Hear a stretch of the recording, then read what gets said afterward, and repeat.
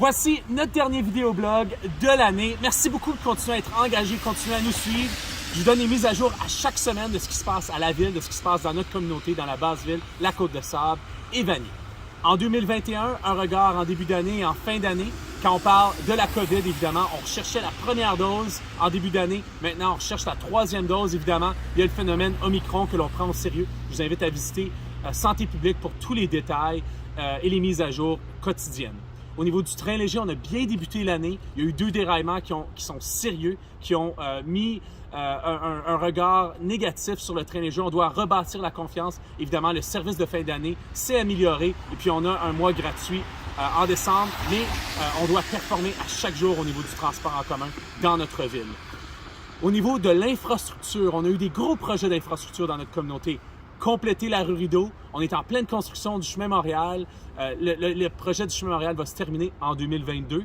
Puis, parlant d'infrastructure, on doit parler du logement abordable. Je suis président de Logement communautaire Ottawa. Je suis heureux de voir Richelieu Court, des résidences familiales être reconverties.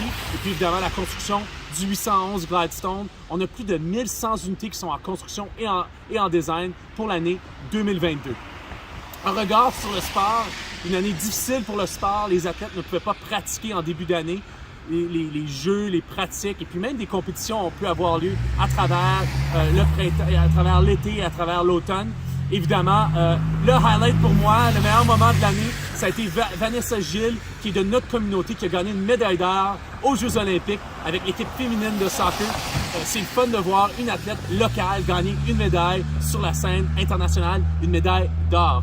Parlant de bonnes nouvelles, à la ville, il y a eu des bonnes nouvelles que l'on a appris à travers la COVID. C'est une collaboration. On a des sites de répit qui ont été mis ensemble. C'est les services sociaux, les partenaires à la ville qui travaillent ensemble pour les communautés les plus vulnérables.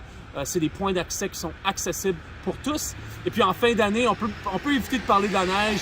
En début 2021, on avait le sentier Rideau qui était en plein essor avec le ski de fond.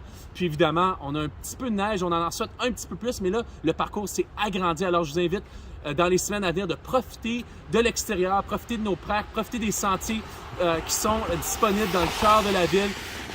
On est une communauté résiliente. Je vous remercie de prendre soin de tous et chacun. Je vous souhaite en 2022 la santé.